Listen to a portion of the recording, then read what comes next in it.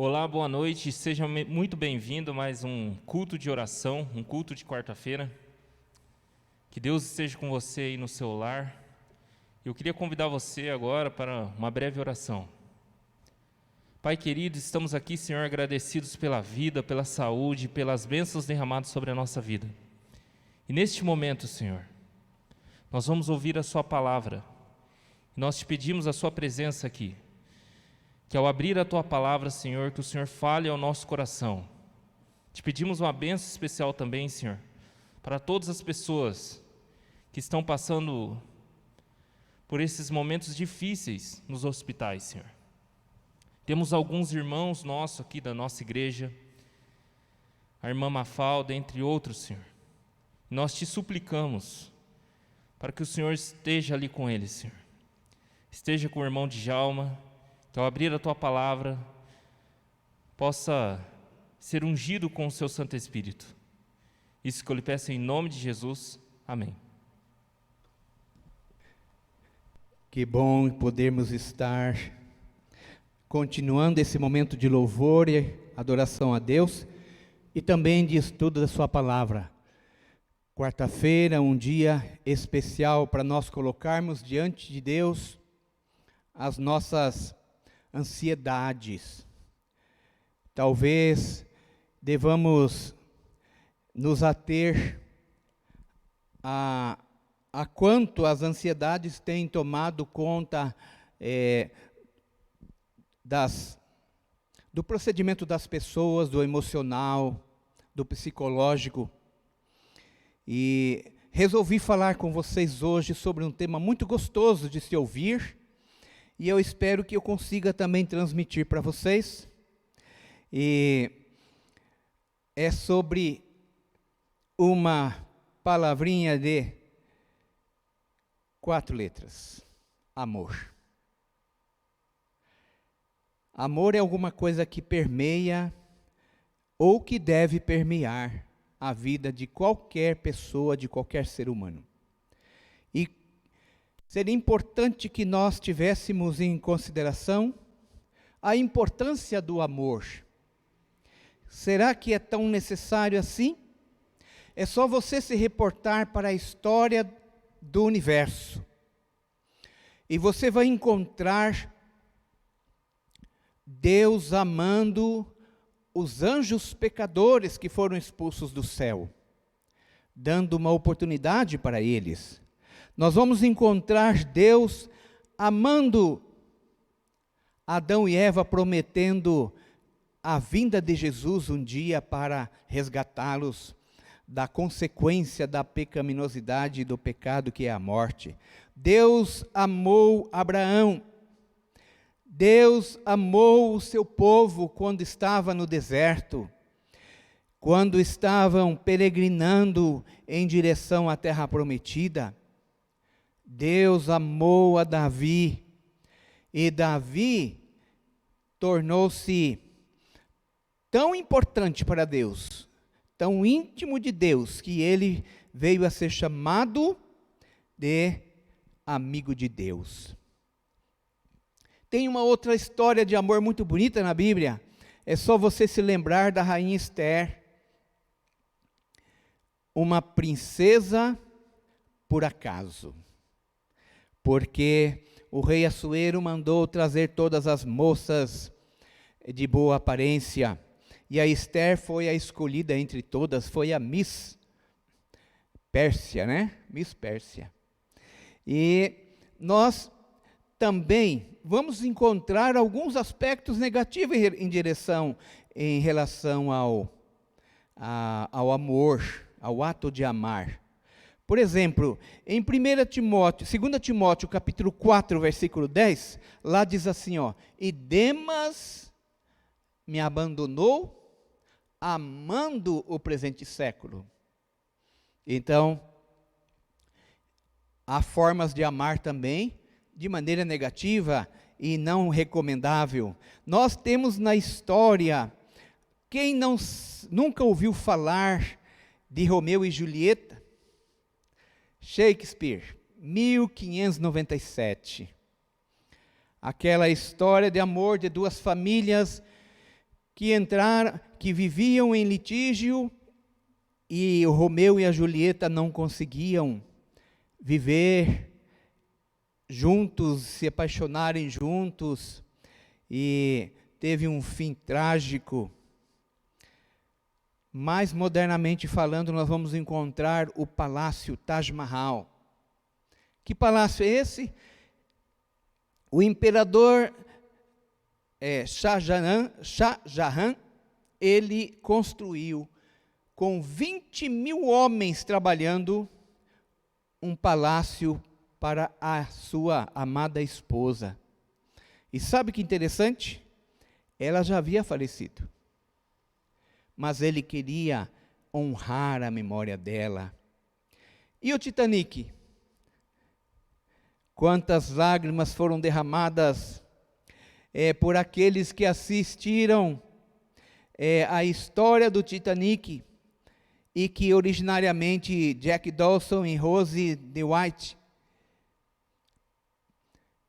estiveram vivenciando aquele grande momento. E quando Jack Dawson disse: eu te amo tanto, que eu não quero que você morra, eu vou fazer com que você viva. E ela então conseguiu se salvar. Além, queridos, da linda história do amor de Deus por nós, eu gosto muito de relembrar, talvez, o capítulo que chamo de a canção do amor. 1 Coríntios capítulo 13. Aqueles que puderem acompanhar aí na sua casa, use aí a Bíblia. 1 Coríntios 13. O amor é o dom supremo. Ainda que eu fale a língua dos homens e dos anjos, se não tiver amor, serei como bronze que soa, ou como símbolo que retine. Ainda que eu tenha o dom de profetizar e conheça todos os mistérios e a ciência, ainda que eu tenha tamanha fé a ponto de transportar montes, se não tiver amor, nada serei. E aí o apóstolo Paulo continua viajando na imaginação sobre o amor. E um pouco mais à frente ele diz assim: o amor é paciente, o amor é benigno. Verso 4. O amor não arde em ciúmes, não se ufana, não se ensoberbece. E ele continua dizendo: não se conduz inconvenientemente, não procura os seus interesses, não se exaspera, não ressente do mal, não se alegra com a injustiça, mas regozija-se com a verdade. Tudo sofre, tudo crê, tudo espera, tudo suporta. E o verso 8, talvez o verso mais interessante para nós analisarmos: o amor jamais acaba. Puxa, que decreto bonito, não foi esse? Agora eu pergunto para você: será que isso realmente acontece? Amor, no grego, no idioma grego, ele tem 4 significados especiais. São 7 ao todo, mas 4 especiais. Tem o amor estergo.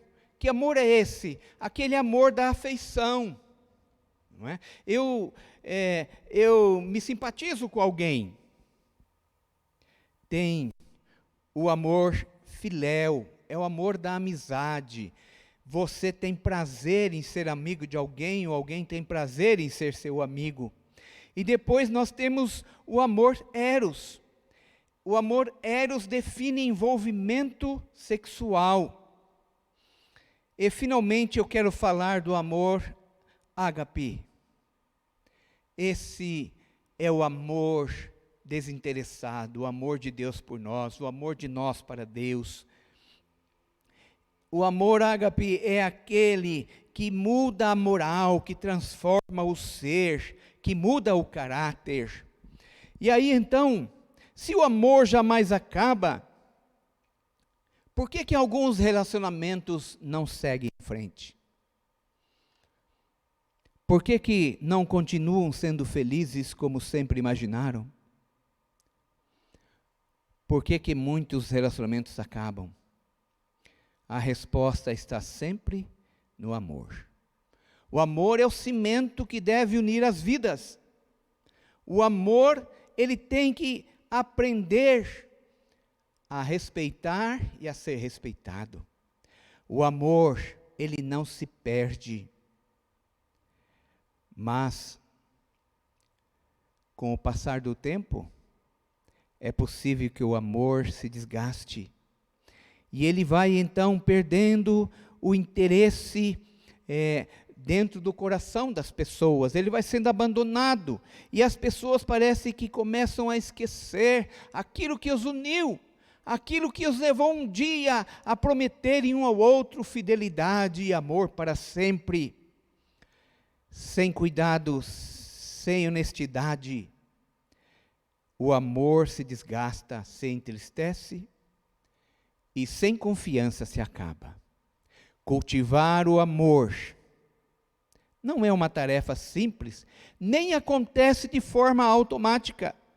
Segundo o psicólogo Jed Diamond, o amor se consolida quando consegue superar 5 fases a 2. Que fases são essas? Olha que interessante.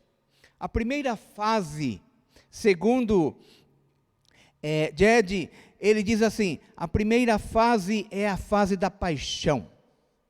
É a fase mais envolvente, a fase do relacionamento. Os hormônios do amor estão à flor da pele.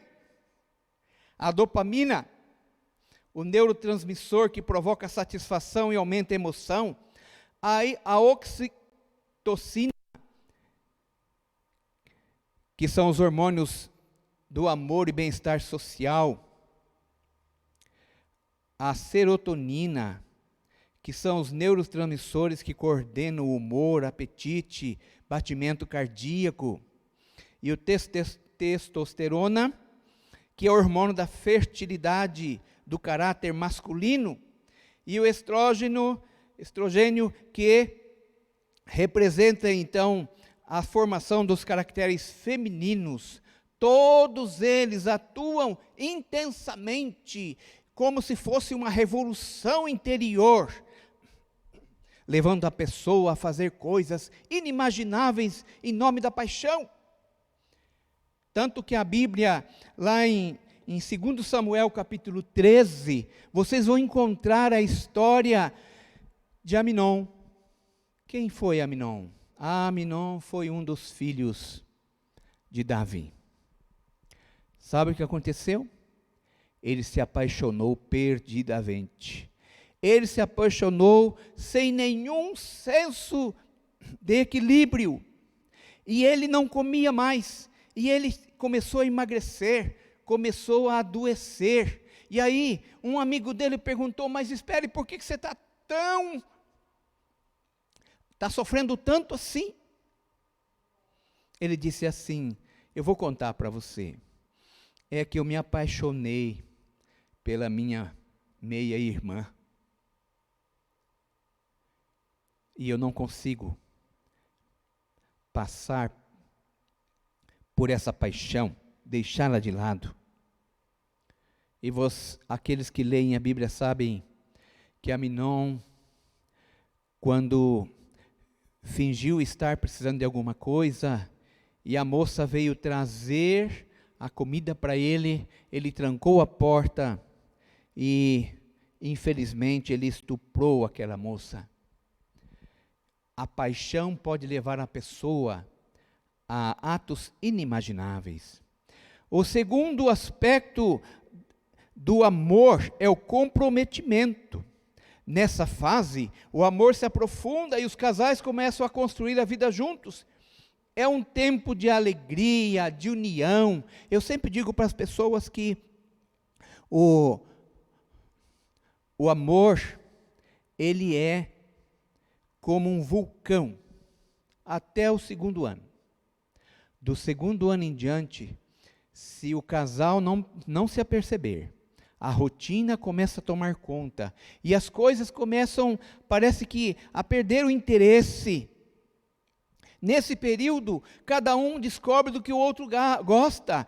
Afinal de contas, cada um vivia num lar e agora vão viver juntos para sempre no mesmo lar. E começam a descobrir as qualidades e os defeitos de cada um.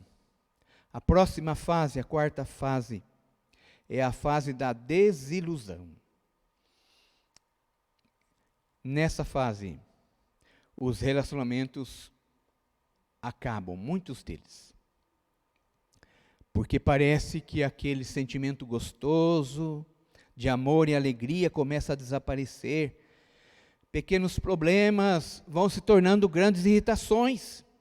Por outro lado, muitos casais aproveitam esse momento para fazer o contrário, para aprender a apreciar e a descobrir as coisas boas no outro. É bem conhecida uma historinha, não é isso, que um casal estava pedindo para o pastor, aliás, para o juiz de paz, que eles queriam se separar. E aí, durante o diálogo que foi feito com aquele juiz de paz e o casal, ele disse assim: mas eu não vejo por que vocês se separarem, vocês parecem que foram feitos um para o outro.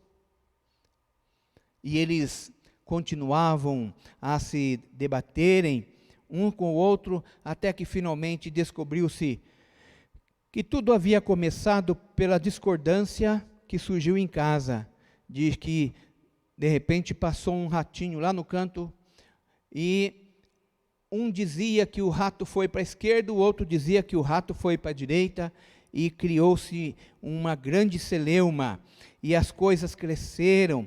Sim, meus caros, muitos casais devem aproveitar cada dia, mesmo no momento de crise. É o momento ideal para entender que o amor existe. E você começa a descobrir que você tem todos os motivos para jamais se desistir de alguém. Que gostoso falar do amor, não é mesmo? Como é que vai o amor aí na sua casa? Como é que estão as coisas aí? Ainda funcionam as flores, o eu te amo, as pequenas atenções, às vezes um carinho especial, às vezes você comprar aquilo que o outro gosta. Como é que estão as coisas aí na sua casa? E vou alertar você de uma coisa: o amor não subsiste se não tiver a presença de Deus na sua vida, na vossa vida. E principalmente para os homens, as suas companheiras esperam uma liderança, uma tomada de posição para que você seja o sacerdote da família. Essa fase é a fase do amor verdadeiro. O casal se ajuda mutuamente. Eles começam a agir com maturidade, compreensão. O casal finalmente consegue passar a vida da desilusão e enxerga o cônjuge como realmente ele é. A próxima fase é a fase da transformação. É o momento em que o casal já é capaz de pensar como um só, buscando e batalhando por um propósito em comum. Querido, fortaleça o seu relacionamento. Lembre-se que o sucesso não é encontrar a pessoa certa, mas ser a pessoa certa no poder da perfeição de Deus. Que bacana, né? John Piper disse essa frase tão bonita. Mas eu li com vocês que o amor jamais acaba. Será? Como está a realidade? Altair, ele ficou se perguntando: mas Paulo disse que o amor jamais acaba. Ele esperou o momento certo para se aposentar e disse: bom, agora eu vou curtir com a minha esposa. Eu vou ser o companheiro dela, ela vai ser a minha companheira, porque os filhos já se foram. E qual não foi a surpresa do Altair? A esposa dele conheceu uma outra pessoa mais jovem. Mas Paulo disse que o amor jamais acaba. Meus irmãos, meus amigos que estão me ouvindo, o apóstolo Paulo, quando fala em 1 Coríntios sobre esse assunto, ele não está falando desse amor supérfluo, dessa coisa passageira, dessa paixão arrebatadora, não é isso? Ou da vontade sexual que surge entre o casal. Não, ele não está falando. Ele está falando do amor como um princípio moral, que deve ser perpetuado, não apenas neste mundo de pecado, mas também na eternidade. Pois Deus é amor, e tanto Ele como os seus atributos são eternos. Coisas boas surgirão se você aprender a amar, mesmo que você não seja amado. Que difícil, né? Uma jovem, ela estudava no internato e ela não podia mais pagar a sua bolsa para continuar a estudar. E então, havia um rapaz que gostava muito dela. Só que tinha um detalhe. Esse rapaz, ele era considerado o feio do colégio. E ela era considerada a linda do colégio. Quando aquele rapaz ficou sabendo que a linda menina que ele sonhava com ela, e que ele sabia que jamais teria chance com ela, quando ele soube que ela teria que voltar para casa, ele procurou o diretor do colégio e disse assim: diretor, eu quero dizer para o senhor que aquela moça não vai precisar voltar para casa. Mas não tem jeito, ela não tem o dinheiro suficiente para isso. Não tem problema, pode pôr na minha conta. E aquele rapaz trabalhava de noite para pagar a bolsa escolar dele e da sua amada secreta. O tempo passou e aquele rapaz proibiu o diretor de contar quem é que estava pagando o estudo dela.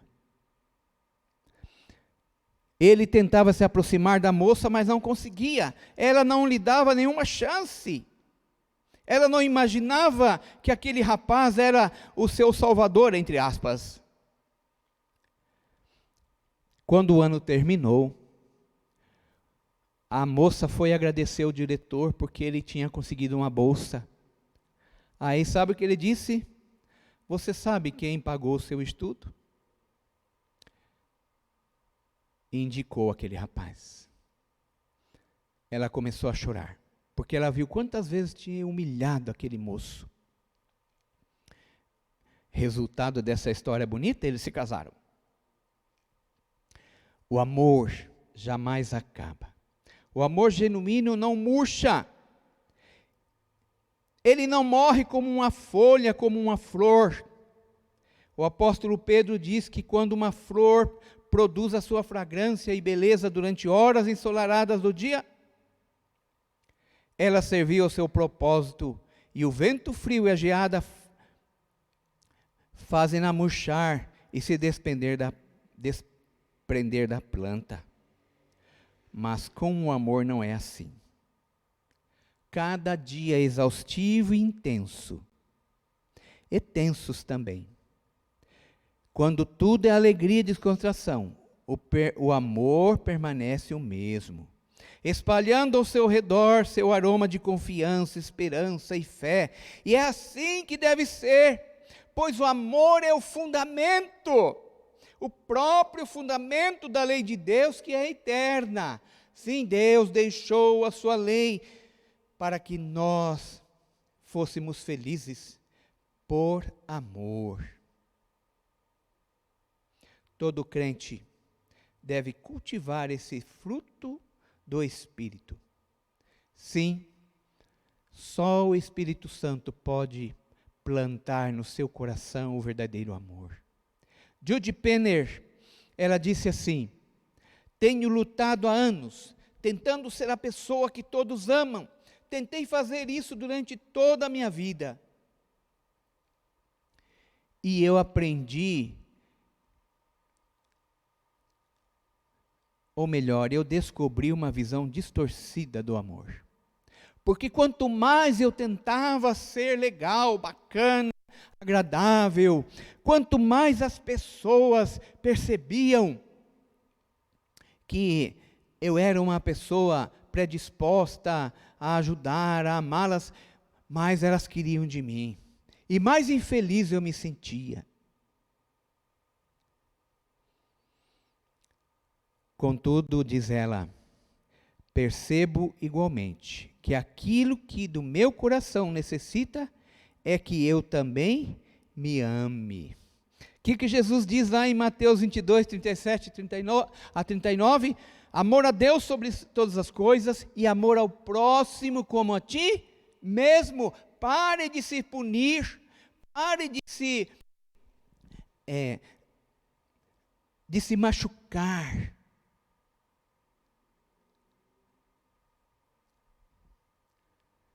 Pare de se arrastar emocionalmente só porque você está sempre preocupado se está agradando ou desagradando. Pare. Ame o Senhor. Ame o seu Deus de todo o coração. E você aprenderá a amar o próximo, mas com entendimento, com equilíbrio.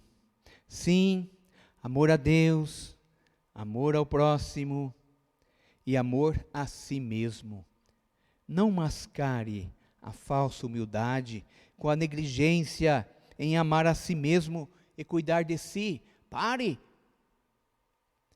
Cuide de você mesmo. Cuide da sua saúde emocional. O amor jamais acaba. Então, deixe o amor persistir na sua vida. E quando você for repartir esse amor, e quando você for dizer às pessoas o que é amor, você não precisará fazer força, elas perceberão que você ama.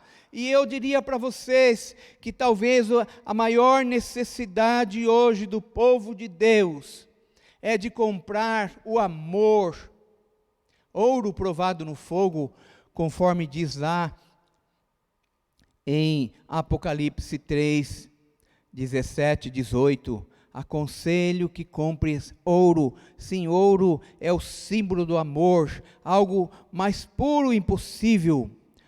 Agora, querem ver algumas definições bacanas? Olha aqui.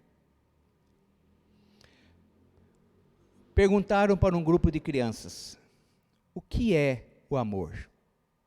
E elas começaram, bom, o problema é procurarmos alguém para envelhecermos juntos, enquanto o segredo é encontrarmos alguém para nos tornarmos crianças novamente. E então eles perguntavam, o que significa o amor? Aí elas respondiam, olha só, quando minha avó tinha artrite, ela não conseguia mais se curvar e pintar as unhas dos pés. Então meu avô faz isso para ela todo o tempo. Isso é amor, disse a pequena Rebeca de 8 anos. O Billy de 4 anos, ele disse assim, ó, amor é quando alguém te ama, a maneira como dizem seu nome é diferente, você apenas sabe que seu nome está seguro em sua boca. 4 anos. E o Carl, de 5 anos, sabe o que ele disse sobre o amor? Amor é quando uma menina passa perfume e o menino passa colônia de barbear e eles saem e cheiram um ao outro. A Cris disse: o amor é quando você sai para comer e dá a maioria das batatas fritas a alguém sem obrigá-la a dar a dela para você.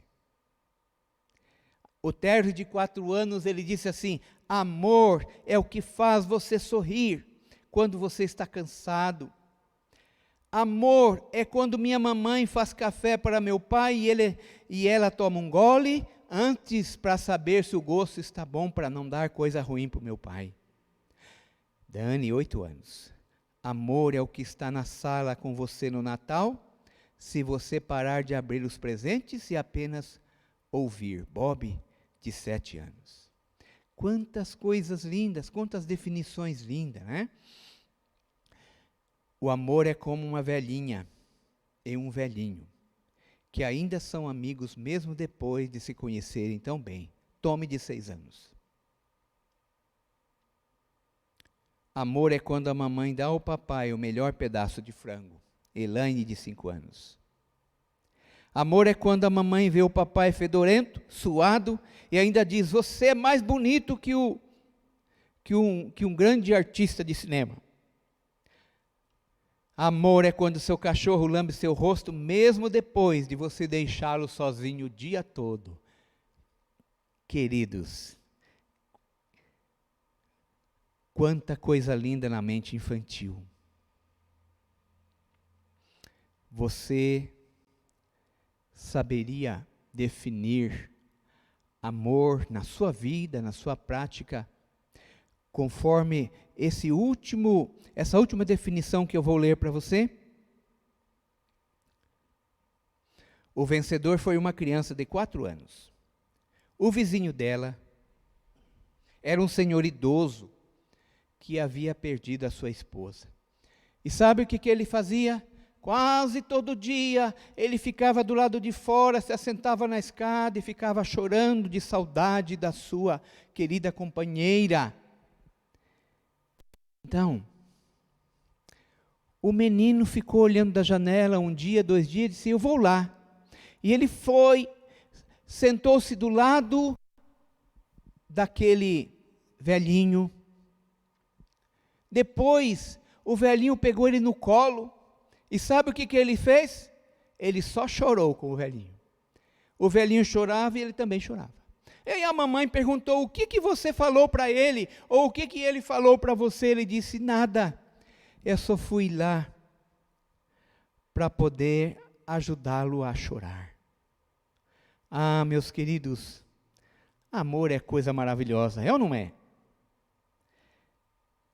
Que bom se nós tivéssemos sempre em mente essa coisa maravilhosa que é o amor, né? Eu vou pedir para você abrir a sua Bíblia lá em 1 João, bem no finalzinho da Bíblia, umas folhas antes do Apocalipse capítulo 1. 1 João capítulo 4, verso 19. Olha que declaração linda.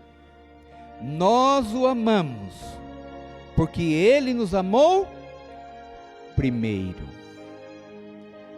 Em quantas línguas você já ouviu falar o amor? Sim, o eu te amo, não importa a língua.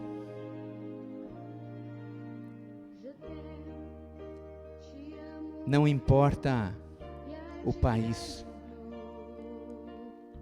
não importa a sua idade, não importa o tamanho da sua paixão, não importa o quanto você está interessado no outro, não importa o quanto o amor modifica a sua vida. Amor em qualquer língua traz união. Olha que bonito. de mãos dadas. O amor te ensina a amar o semelhante.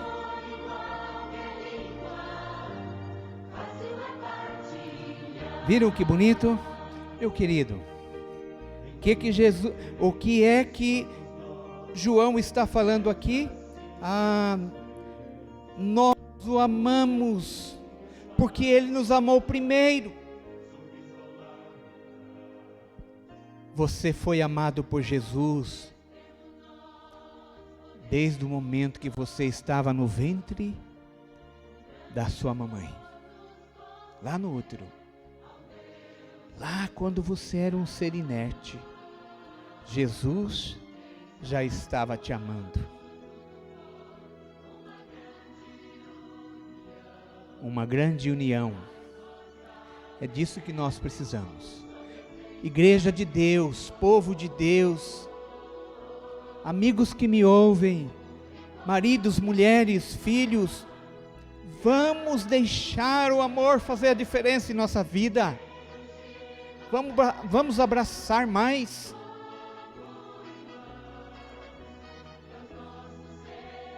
Vamos dar mais flores, mais carinho. Sim, se você não conseguiu dizer nem um momento que você ama, quando você deitar na cama com a sua companheira, seu companheiro, faz uma coceguinha nela e diz assim: é só para te lembrar que eu te amo. Bacana, né?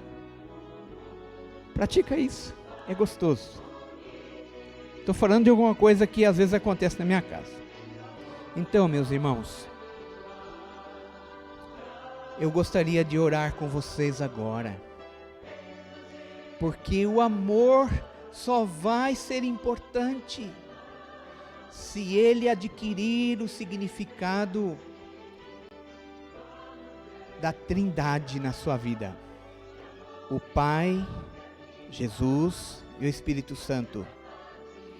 Você, a esposa e os filhos, e se não tiver filhos, você, a esposa e Jesus, você, a esposa e o Espírito Santo. Sim, esse triângulo amoroso, do bom amor, do amor HP, esse amor que faz a diferença na sua vida. Fecha seu olho. Quero entregar você, o seu amor, a sua vida nas mãos do Senhor agora. Ó Pai, não importa a língua, o idioma, a idade, a cor, o amor é importante. E principalmente se ele for temperado com a presença de Jesus. Abraça, Senhor, com amor, cada uma das pessoas que está ouvindo este sermão, em nome de Jesus. Amém. Obrigado. Fica com Deus.